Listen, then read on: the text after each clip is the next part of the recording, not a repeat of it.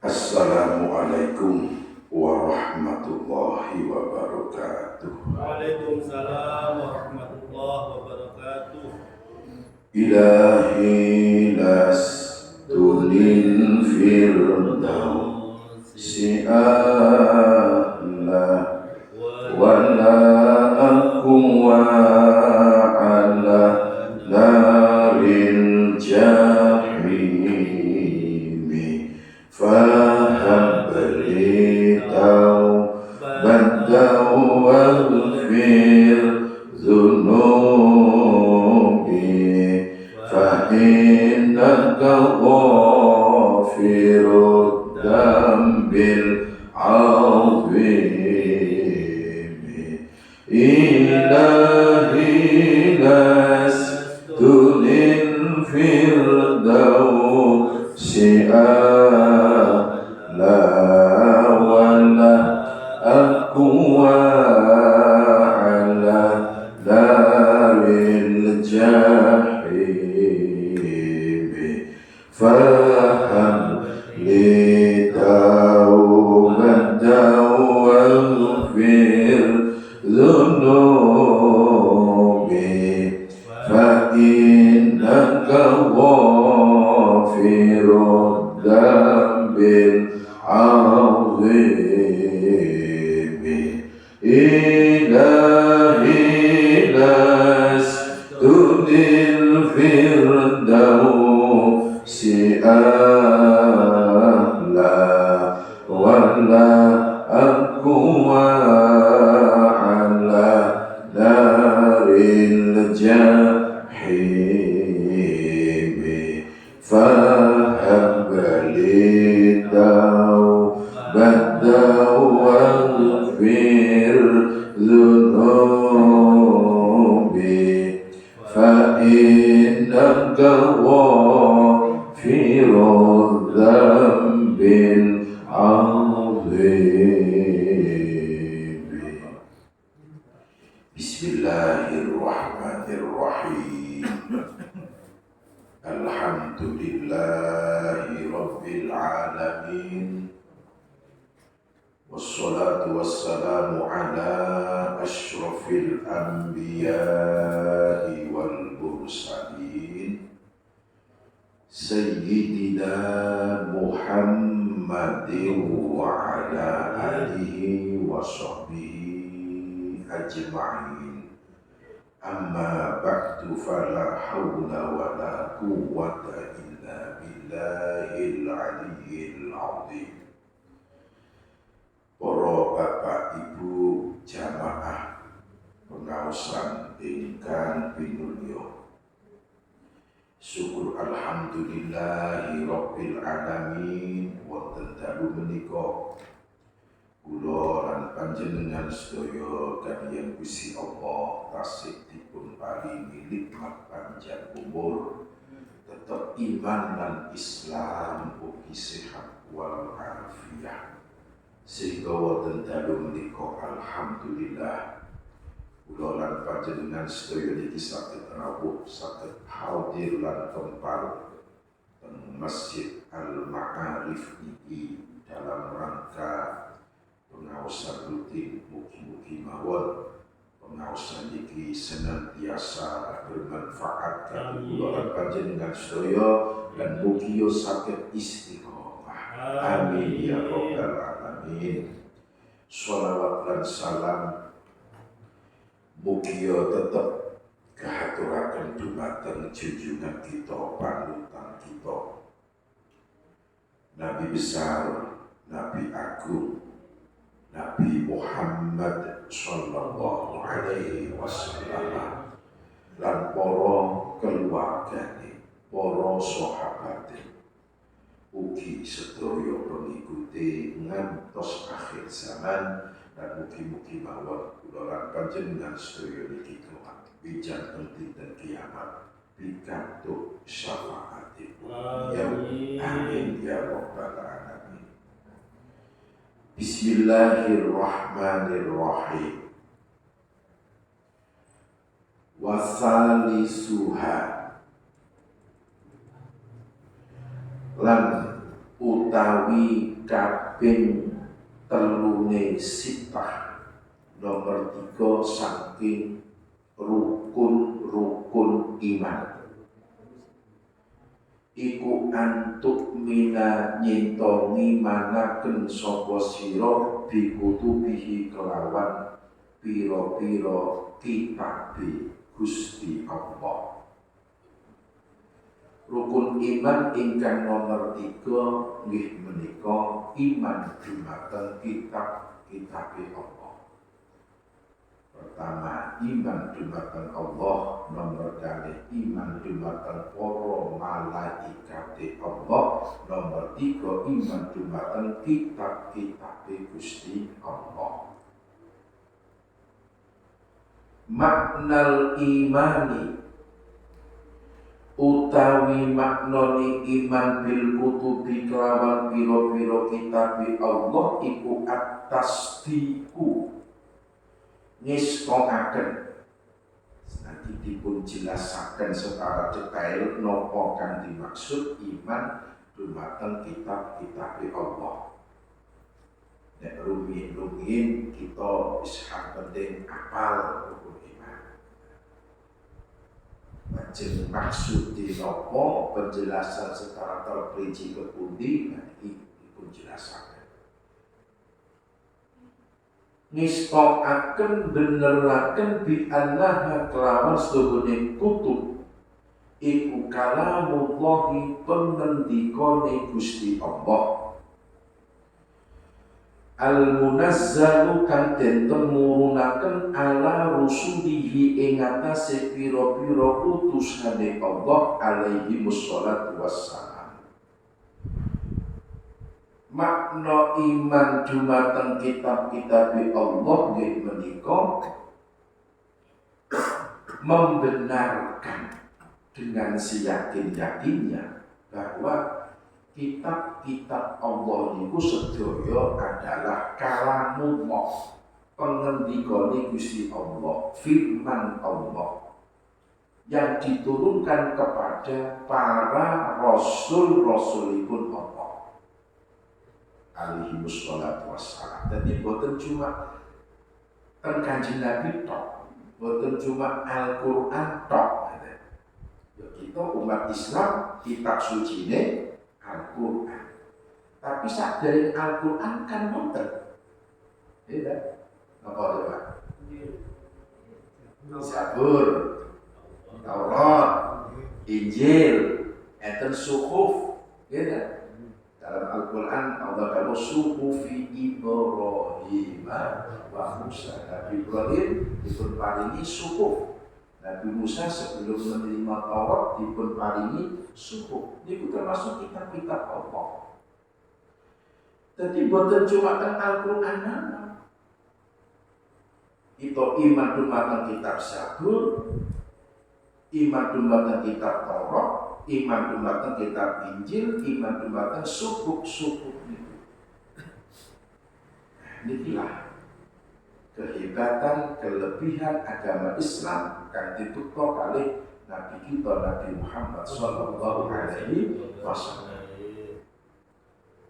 Jadi tidak menyalahkan terhadap kitab-kitab yang terdahulu sebelum Al-Quran. Benten kali agama yang lain, umat yang lain, misalnya Yahudi, yang kebetulan itu Bani Israel, umat Nabi Musa, niku mereka hanya mengimani kitab Taurat, yang lain boten purun. Setelah Taurat, enten Injil yang diturunkan oleh Israel dumateng Nabi Isa, kemudian penganuti Nabi Nasrani. Mereka tidak beriman dumateng yang lain. Dan Taurat boten iman, dan Al-Quran boten iman. Yang terakhir kitab Al-Quran ini, kitab suci umat Islam kula panjenengan yang diturunkan dumateng Kanjeng Nabi Muhammad. Kita itu tidak hanya harus beriman dumateng Al-Quran, tapi harus beriman juga dumateng kitab-kitab sebelumnya, yaitu Al-Quran seperti Quran. Jadi kutub itu kan jamak, Soko kitab itu mufrad setunggal. Tapi dia kutub beberapa kitab. Jadi bukan hanya Al-Quran. Semua harus kita imani. Wa kullu malan utawi saben-saben suwiji-wiji tadommanathu kang mengku apa kutub ima iku hakun hak. Semua isi kandungan kitab-kitab Allah tersebut, baik Suhuf, baik Taurat, Injil, Zabur, Al-Quran, semuanya benar. Tidak ada yang salah. Karena itu kalamullah, firman Allah, dawuhipun Gusti Allah. Jadi semuanya benar. Hanya berlaku mawon, betul. Terus Taurat itu diberlakukan kali Allah untuk umat Nabi Musa. Begitu Injil, maka kitab Taurat itu sudah tidak berlaku, tapi beralih ke kitab Injil Nabi Isa. Setelah Nabi Isa, ada Nabi Muhammad yang terakhir, kitab suci ini Al-Quran, maka kitab sebelumnya sudah tidak berlaku.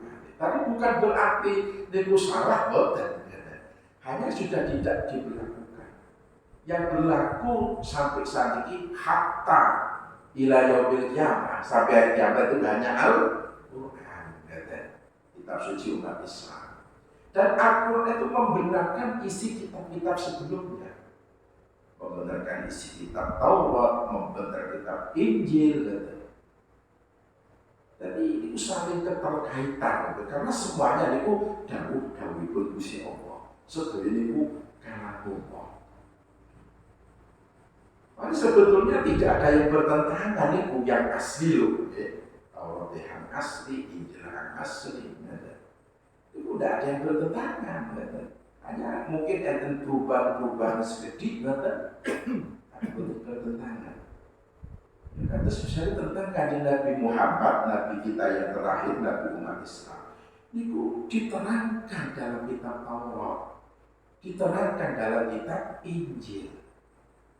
Namanya, sifat-sifatnya, apapun yang terkait dengan kanjeng Nabi Muhammad, itu dijelaskan dalam Taurat, Injil.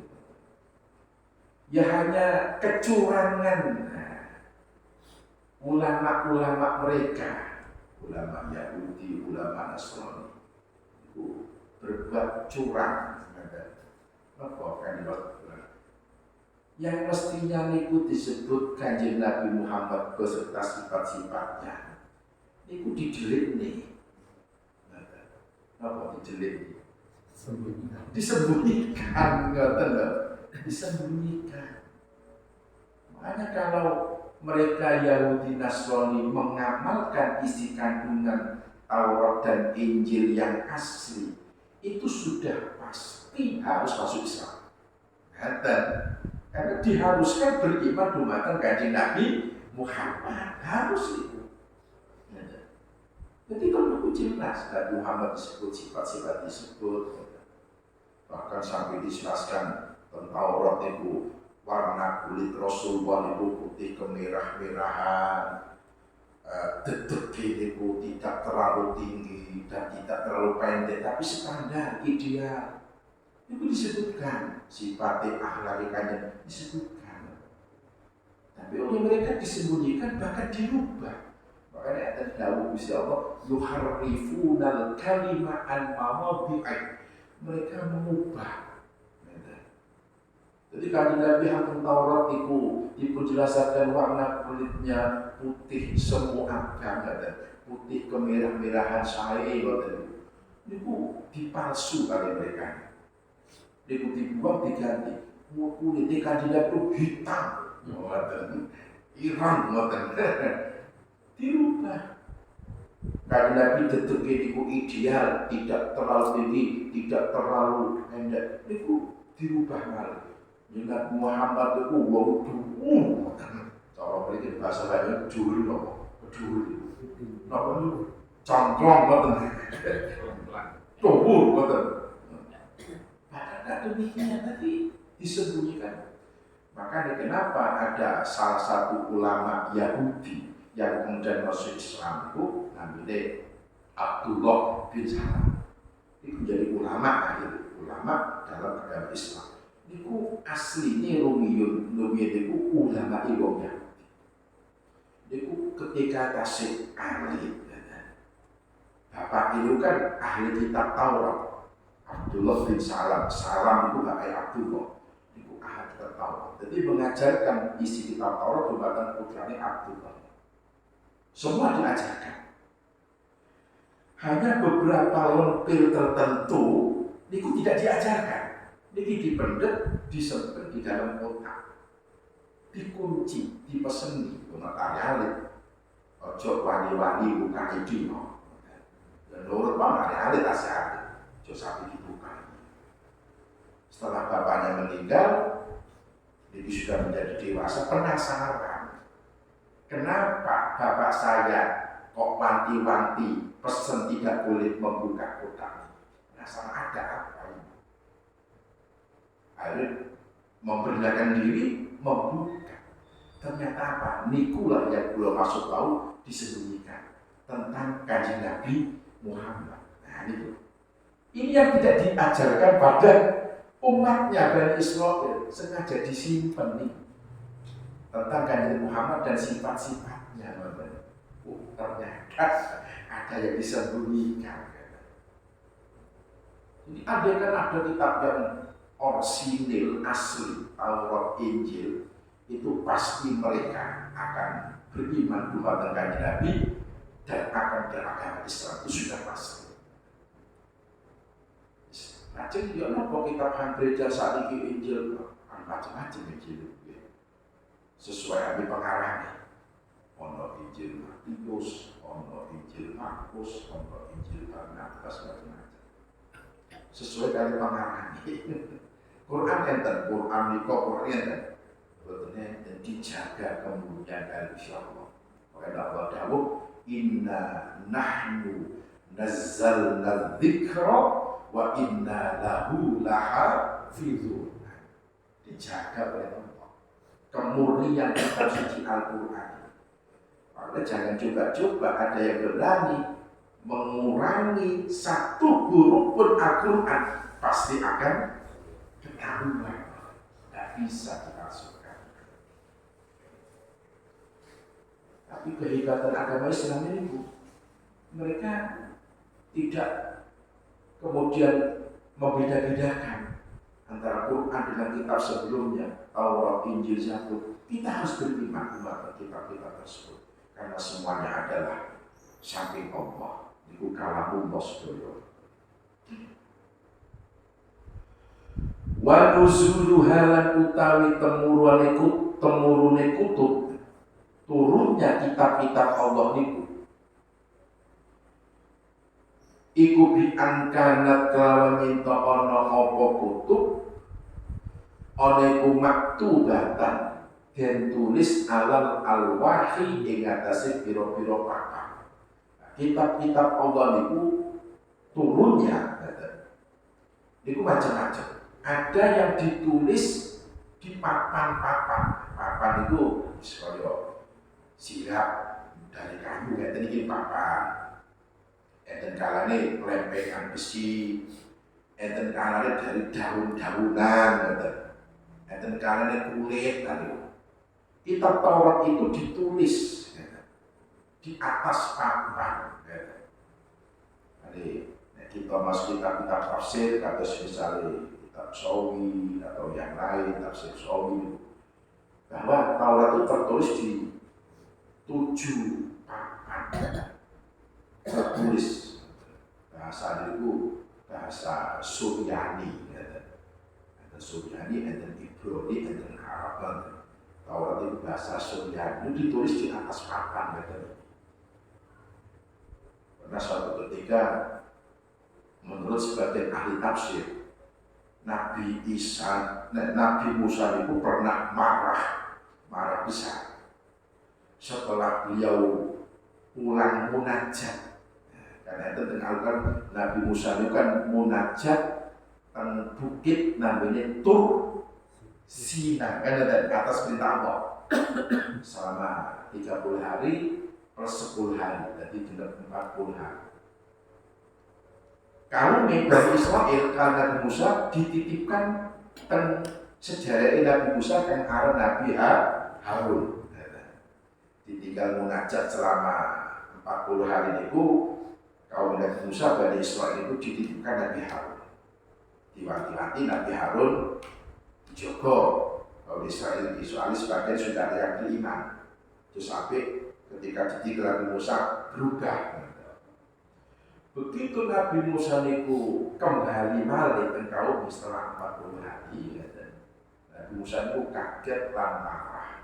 Karena apa? Ternyata Bani Israel yang ditinggalkan itu wis boten nyembahnya Gusti Allah malih, tapi nyembah sapi pedet. Pedet itu anak sapi yang terbuat dari emas, yang dibuat oleh seseorang namanya Musa, namanya Musa As-Samiri. Musa As-Samiri. Nah, niki orang yang membuat anak sapi dari emas. Kemudian Bani Israel itu dipengaruhi, ngeten. Nabi Musa wis ninggal dunya iki wis ngoten.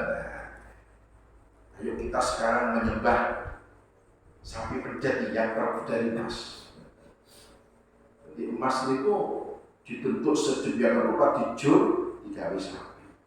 Lalu yang menakjubkan itu sapi itu walaupun benda mati itu sakit keluar suara koyo suaranya sapi ngoten kok, sehingga mereka percaya, percaya bahwa ini termasuk sesuatu yang hebat yang bisa dijadikan sebagai sesembahan. Itu hanya Musa As-Samiri. Musa As-Samiri ini ceritanya ini anak hasil perbuatan zina nih. Kalau balik anak nopo, perbuatan zina dan dibuang kali mayat yang pinggir gunung, makin cilik itu dibuang. Misalnya ini aja heran banyak kasus-kasus anak dibuang oleh ibu yang tidak ada nopo yang bertanggung jawab pada ini zaman dulu itu pun terjadi. Di Musa As-Samiri ini anak hasil zina dibuang kali mayat pinggir gunung itu mulai alih sinten yang didik malaikat Jibril ya Pak. Dididik malaikat Jibril, dibesarkan oleh malaikat Jibril. Ya, cuma Allah mentakdirkan lain mestinya yo kadang ngerawati malaikat Jibril kan yo jadi orang hebat dalam urusan agama. Makanya Naudom itu isinya ngeten. Musa yang dididik oleh Fir'aun wa kafir menjadi nabi, menjadi rasul. Sementara Musa yang satu yang dibesarkan oleh malaikat Jibril menjadi orang kafir. Dan maksudnya Musa As-Samiri ini. Jadi ada kali Musa sebagai nabi, rasul, dan Musa namanya Musa As-Samiri. Itu dibesarkan oleh Jibril jadi kafir. Sementara Musa kan mulai jadi dirawat Nabi Fir'aun, orang kafir, bahkan mengaku sebagai Tuhan, menjadi nabi dan rasul. Itulah takdir Allah. Jadi kita itu sulit mau keluar dari takdir Allah. Takdir Allah itu lebih dominan. Ya cuma kewajiban kita hanya ikhtiar, usaha. Jadi itu coba. Nabi Musa mulai alif dirawati abi wong kafir Fir'aun malah menjadi nabi dan rasul. Sementara Musa As-Samiri yang dibesarkan oleh malaikat Jibril malah jadi wong kafir. Ini perbuatan Musa As-Samiri. Lalu setelah rasul itu kok umatnya podok nyembah sapi pedet marah Nabi Musa. Sejarah Nabi Harun langsung ditarik. Nabi Musa itu baru marah yang keras. Nabi Harun itu lemah lembut. Jadi ini dua saudara yang wataknya tidak sama. Nabi Musa itu keras, Nabi Harun itu lemah lembut. Nabi Harun itu jadi langsung diseret, dicekel ndase ambek jenggote. Aku kok bisa tinggi ngoten. Niku ketika Nabi Musa memegang kitab Taurat ada 7 papan dilempar oleh Musa sampai yang 6 itu pecah, yang 1 runtuh. Maka ini kitab Taurat terbuat dari papan. Di situ ada tulisan kalamullah, dawuh dari Allah. Nah, itu dari papan. Au masmu'atan utawa derungu. Ada kalanya kitab Allah itu didengar minas sam'i saking pengungu bil musyahadati kelawan musyahadat. Musyahadat itu secara langsung. Langsung dawuh Allah itu didengar dengan musyahadah. Kama kaya suci-wici fi lailatul mi'raj kang tetep ing dalem malam mi'raj. Iki sebagaimana kanjeng Nabi Muhammad ketika mengalami peristiwa luar biasa yaitu Isra dan Mi'raj. Nah, ketika Mi'raj itu kanjeng Nabi diceritakan berjumpa dengan Allah, mendengar langsung bil musyahadah dawuh Gusti Allah, yaitu terutama tentang kewajiban sholat niki kanjeng kula panjenengan. Itu didengar langsung kanjeng Nabi. Masmu'atan bisam'i bil musyahadah. Didengar langsung kanjeng Nabi, kewajiban inilah. Napa keistimewaannya sholat lima waktu. Allah tidak lewat malaikat Jibril, lewat wahyu perantara malaikat Jibril, tetapi dipanggil langsung kanjeng Nabi, mendengar langsung dawuh Allah bil musyahadah. Makanya sholat 5 waktu ini ojo diganti tunangan, ojo dienggo memengan, ojo diremehkan ini, karena istimewa kewajiban sholat 5 waktu itu. Nabi dipanggil langsung oleh Allah dan mendengar langsung bil musyahadah. Itu termasuk kitab Allah. Au utawa min wara'i hijabin saking burine hijab aling-aling di belakang tabir, didengar tapi ada penghalang, boten langsung kaya kanjeng Nabi. Kados sinten kama kaya suci-wici wako akan tumipo apa mali Musa kedue Nabi Musa fituri ing dalam gunung Tur Sina, sebagaimana yang terjadi pada Nabi Musa ketika berada di bukit Tur Sina. Nabi Musa mendengar kalamullah, tapi itu min waroi hijab. Ada hijab, ada takbir lah, tidak langsung sebagaimana Rasulullah.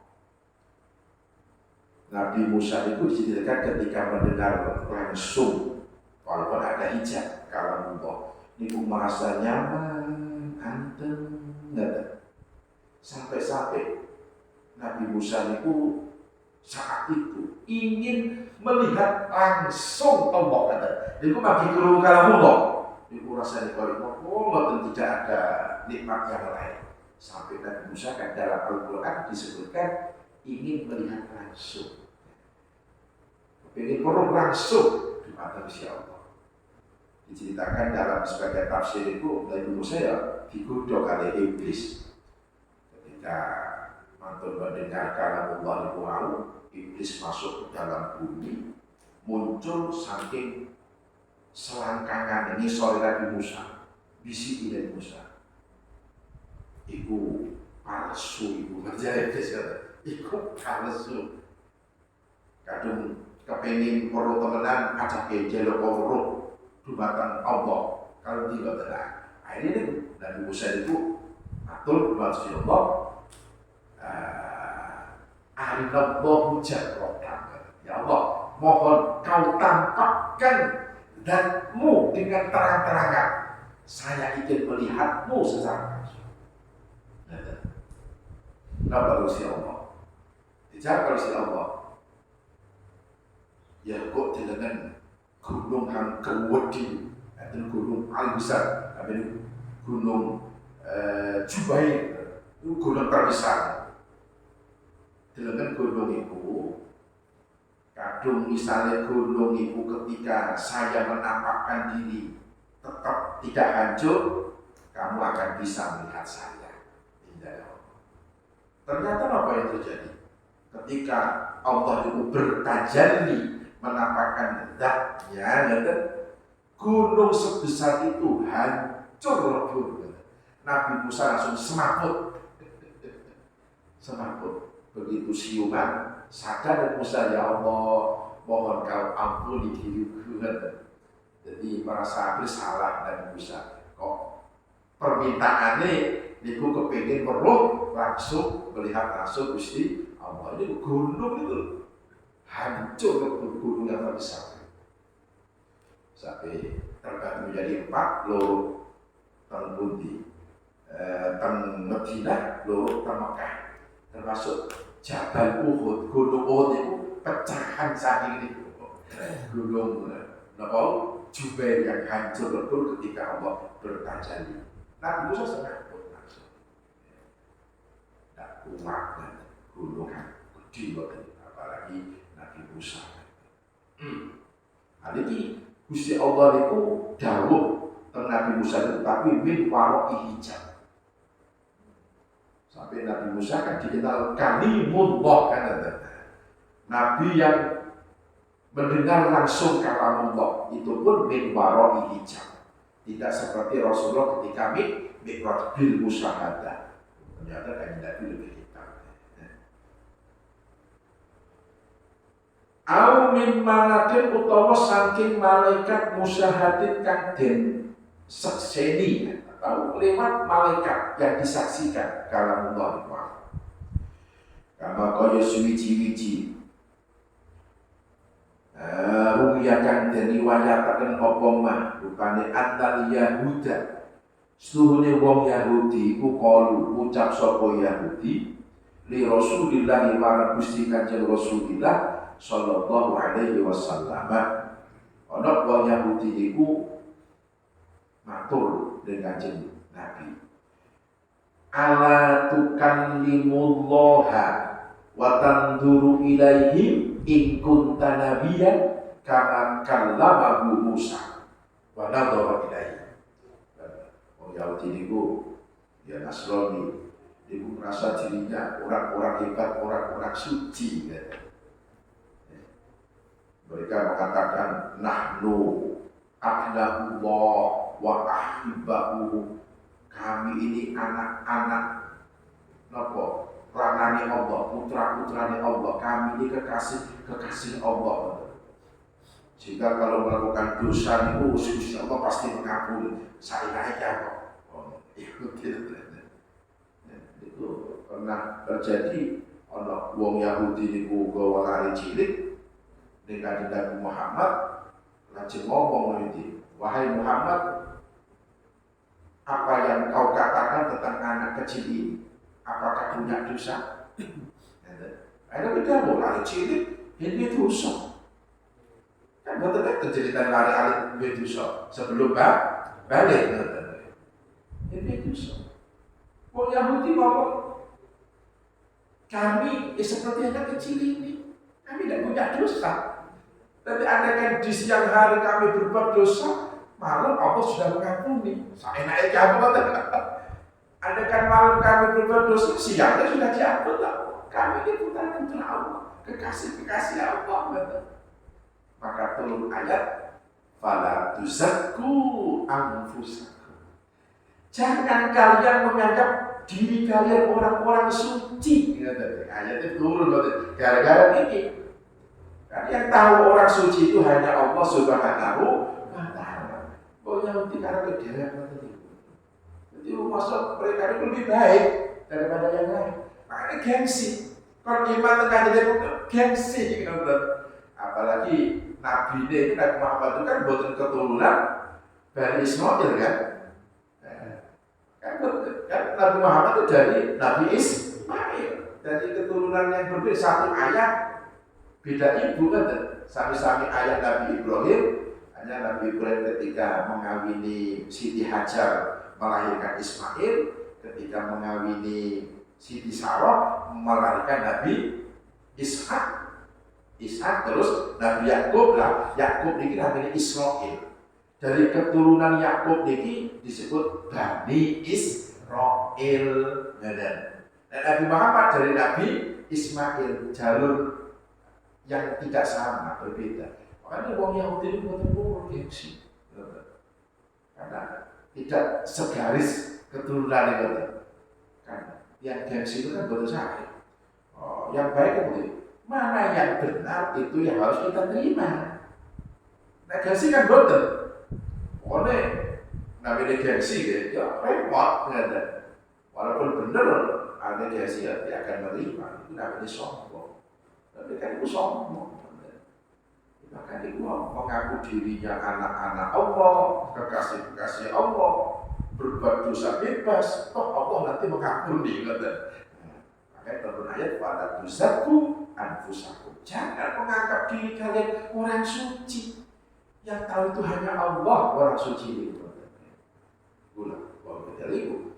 Pernah matur kanjeng Nabi Muhammad ala tukalim onoto orang omong-omongan sira Allah ing Gusti Allah wa tandurna ningali sapa sira ilahi marang Allah ing kuntalamun ana sapa sira nabiyan nabi kama kallamahu kaya oleh gunemi kondawi ing Allah sapa Musa Nabi Musa wa nadhara ningali sapa Musa ilahi marang Allah menurut anggapan wong Yahudi boten iku Muhammad ini kadung kaya Nabi Musa.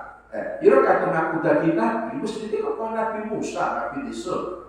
Bisa komunikasi langsung dengan Allah, bisa melihat langsung dengan Allah, betul. Niki anggapan wong Yahudi bahwa Nabi Musa itu bisa berkomunikasi langsung dan melihat langsung dengan Allah. Waktu itu anggapan yang tidak benar. Jadi wow, kerumunan Nabi Musa dan kalamullah min wara'i hijab dari belakang tabir. Tapi yang ada Nabi langsung sudah berbeda kan? Betul sekali. Apalagi melihat, jadi gunung maupun acur. Ketika Allah menampakkan zatnya acur gunung sebesar itu, dan Nabi Musa senakut, kepilang. Tapi jadi orang Yahudi, kenapa? Jadi orang Rusia Allah melihat langsung. Agama tidak benar. Faqala tuli ngendika sapa kanjeng Nabi lam yandur Musa ila Allah. Kanjeng Nabi dawuh. Lam yandur ora ningali sapa Musa Nabi Musa ila Allah marang Allah. Nabi Musa iku peruh ningali Gusti Allah. Salah anggapan iku. Kleru.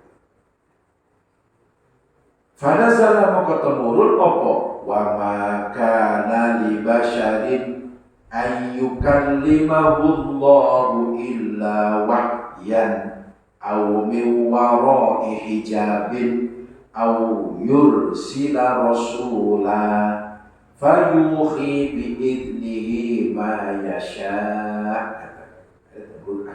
Wa ma kana lan ora ana iku li basyarin kedua menungso opo ayu kalimahu yito dawuhi ing basar sapa Allah Gusti.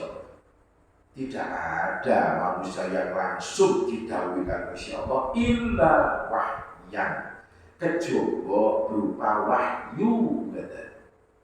Au min wara'i hijab utawa saking gurine hijab alih-alih. Au yusila utawa mutus sapa Allah rasulan ing utusan maka Jibril misalnya payuhi mongko paring wahyu sapa rasul biidni kelawan idine Allah making suci-wiji biasa kang kersa sapa Allah. Jadi napa namine kitab Allah niku lewat wahyu dari belakang hijab atau Allah mengutus Rasul malaikat Jibril untuk menyampaikan kepada si Nabi atau Rasul tersebut. Qala ngendika sapa As-Suhaimi Syekh Ahmad As-Suhaimi di tafsiri dalika di dalam tafsir mangkono ayat wa maka nabi basyarin ayat ini masokha ora sah ora bener dibasarin kuti manusa apa ayyukan lima hunyeto dawuhe ing basar sapa Allah Gusti Allah illa ayyuhiya kejaba nyeto paring wahyu sapa Allah ilahi marang basar wahyan lawan wahyu napa wahyu ai kalaman tegese dawuh khafiyan kang samar wahyu iku ucapan yang samar kata yudroku kang den temu apa kalam bisuratin kelawan cepat jadi langsung merasuk pada diri orang tersebut. Jadi bukan berupa suara ini bukan, tidak berupa huruf bukan. Pokok bor-bor bukan.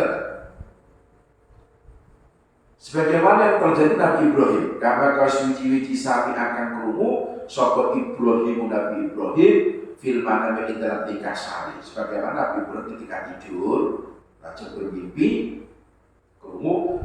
An-Allah aslinya Allah yang murukan perintah sopolo insiro Ibrahim bitabhi walatika kelawan nyembelih anak lanang siro. Itu Nabi Ibrahim ketika tidur bermimpi enten dawuh ngoten niku ya niku maksudnya langsung mawon ngoten. Jadi tidak berupa suara kaya kula ngomongnya mboten. Perintah Allah menyembelih Dumateng Nabi Ibrahim menyembelih putranya Ismail itu ya lewat mimpi itu langsung masuk ke mawon. Itu perintah Allah. Jadi boten berupa suara berupa huruf boten itu. Karena Ibrahim diperintah menyembelih putranya Ismail. Ujian kan diuji. No. Sampai di mana coba ketaatan Nabi Ibrahim dumateng pangeran Gusti Allah, anak tercintanya. Yang sudah lama Nabi Ibrahim mendapatkan seorang anak. Karena Nabi Ibrahim itu kan diparingi putra pun sepuh. Mobil. Pun sepuh Nabi Ibrahim itu. Sehingga di karena Ismail ini asalnya dari Siti Sarah kan betul ganda juga.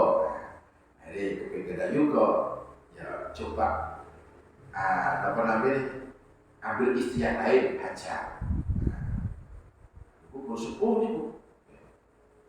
Yang mengatakan 100 lebih Nabi Ibrahim umurin ada putra Nabi Ismail lalu kemudian Siti Sarah melahirkan Nabi Ishak. Jadi sebetulnya tua Nabi Ismail walaupun istri pertamanya itu Siti Sarah tapi lahirnya itu dengan Nabi Ismail dari Siti Hajar.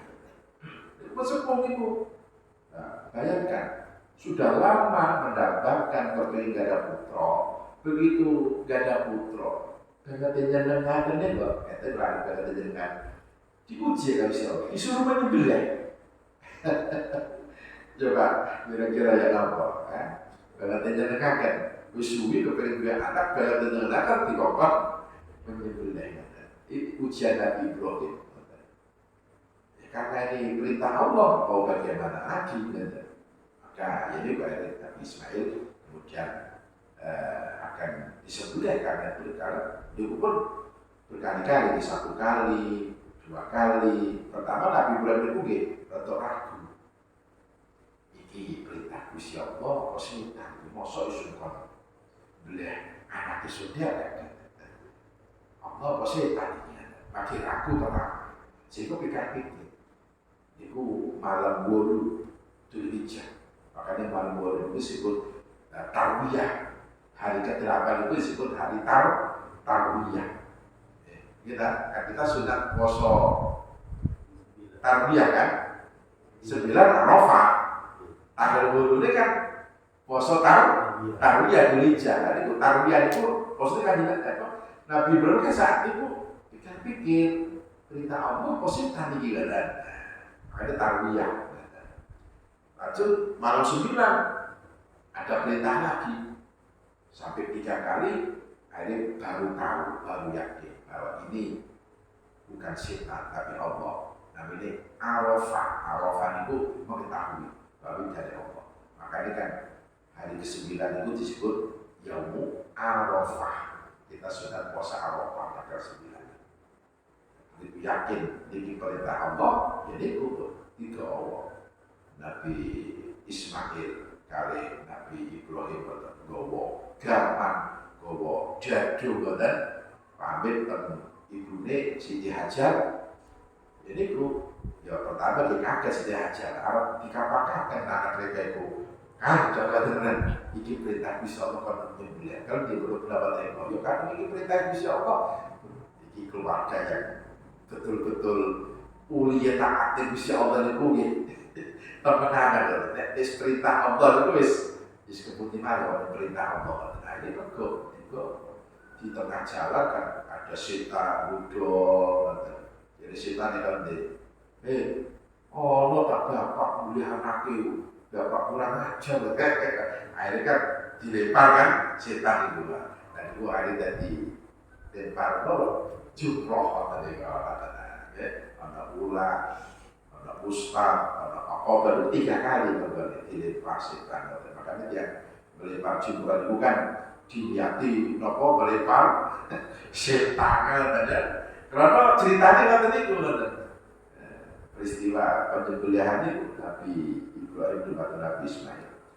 Akhirnya begitu di tempat Nabi Ibrahim itu diturokakan itu pun Nabi Ismail saat itu boten ditaleni tapi hanjar ditaleni Nabi Ismailnya apa? Bukan ini taleni terus saya boten meruntah-runtah ditaleni.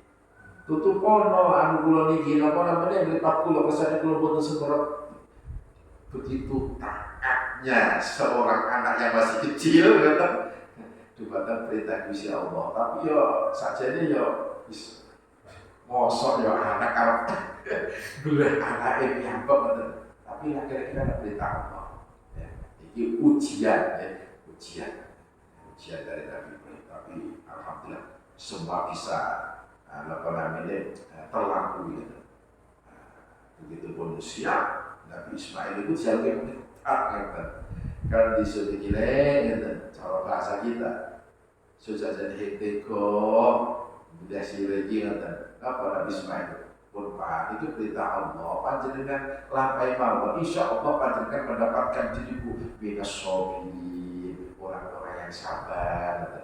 Cara cerita saat ini ngoten itu bener bapak malah orang anaknya dibilang pasti ngelawan kita bapaknya dikira-kira nah begitu niki pun siap zaman itu ngoten wis arep dibelah itu Allah perintah malaikat Jibril kon ganti wedhus suruh ambil domba dari surga langsung ternyata yang disembelih itu duduk leher Ismail tapi diganti kalau misalnya dengan seekor domba itu. Ya akhirnya sampai saat ini kan syariat itu berlaku setiap bulan Dzulhijjah itu ada syariat penyembelihan hewan kurban itu asal mulanya. Jadi ujian Nabi Ibrahim ya nopo uliye taat Gusti Allah niku ya nopo kepengin kok ternyata betul-betul taat. Kita termasuk inspirasi kula panjenengan nek niku perintah Allah wis harus ditaat. Yang lain pun kesampingkan. Ya contoh jadi misalnya ketika sudah datang panggilan Allah untuk sholat dan yang lain ulung, mandik sulung ini perintah Allah, panggilan Allah sembahyang sulung dan ternyata hanya 5 menit malikus tutup kembali pekerjaan ibu ya contoh niki Nabi Ibrahim itu sudah perintah Allah yang lain sudah dikesampingkan. Semoga ini inspirasi kami kula panjenengan dan ini perintah Gusti Allah pun itu dikesampingkan keren. Oke mantul itu ditutup karena ini bermanfaat. Al-Fatihah. A'udzubillahi minasyaitonir rajim. Bismillahirrahmanirrahim. Alhamdulillahirabbil alamin. Arrahmanir rahim. Maliki yaumiddin. Iyyaka na'budu wa iyyaka nasta'in. Ihdinas siratal mustaqim. Shiratal ladzina an'amta 'alaihim ghairil maghdubi 'alaihim waladdallin. Amin. Ilahi lastunil firdausi a'la wa la aku